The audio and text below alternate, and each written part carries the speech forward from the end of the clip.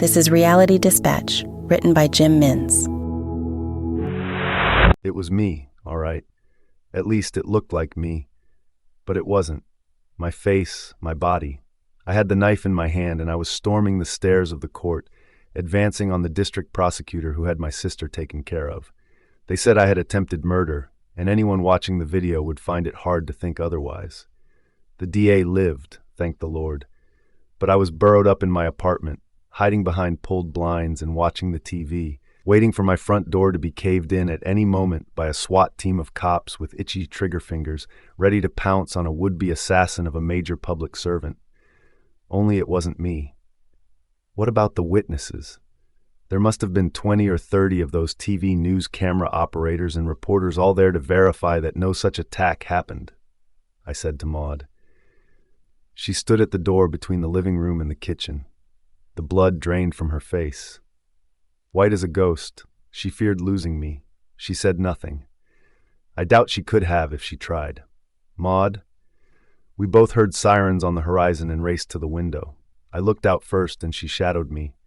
There are no witnesses, she finally said. If you weren't there, neither were they. It's not just you who is fake, the entire scene is.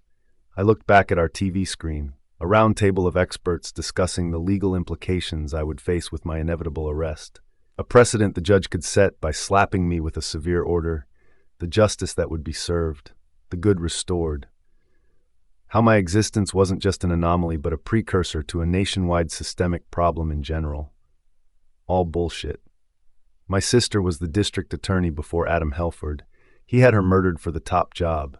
I could not prove it, but I protested outside his office every day as a reminder of his evil deeds. I guess one day he had had enough. What's going to happen to you? Maud asked. The sirens grew closer, louder. I don't know. I guess I'll be arrested, tried, convicted, sentenced. You'll never see me again, I said. She lowered her head, and I caught her just as she almost hit the ground.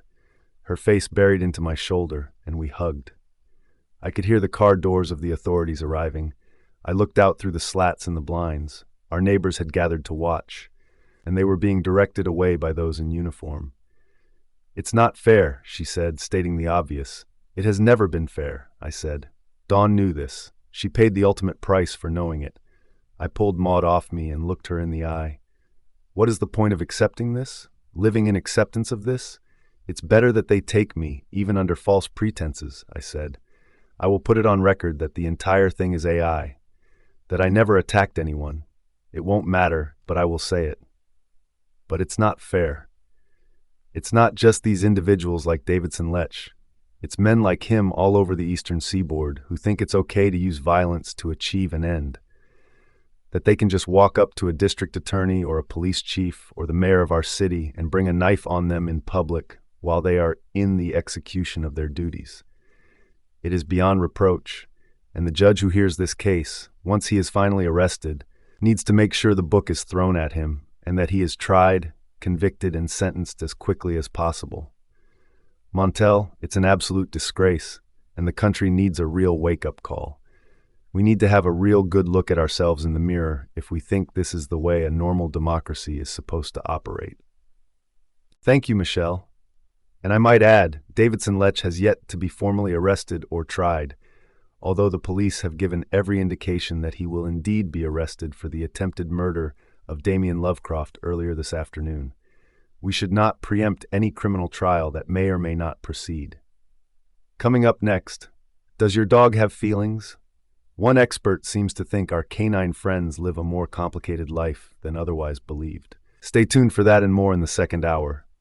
Now a word from our sponsors. I sat her down on the couch and moved beside her, rubbing her hand as we watched the TV without paying attention. She picked up the remote, switched off the box, and then threw it at the TV itself, leaving an almighty dent in the glass. She laughed. So did I. I don't care anymore, she said. Neither did I. Footsteps down the side of our house. They were positioning themselves out back in case I made a run for it. Who did they think I was? I dug my hand into the groove of the couch where the cushions met. I found them. Maud, you bad girl, I said.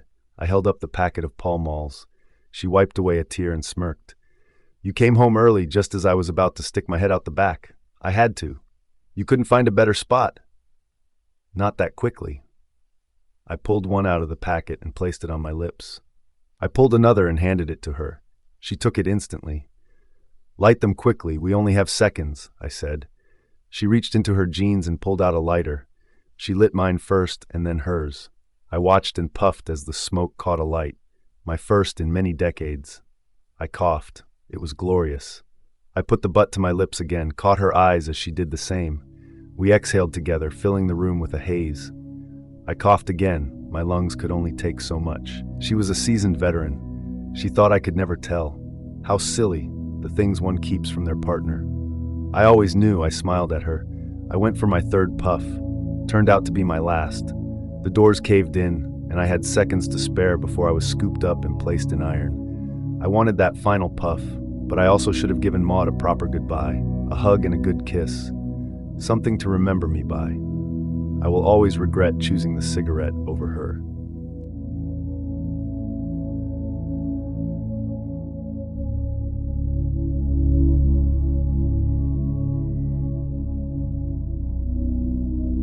For more stories of fact-based fiction, head to jimmins.substack.com.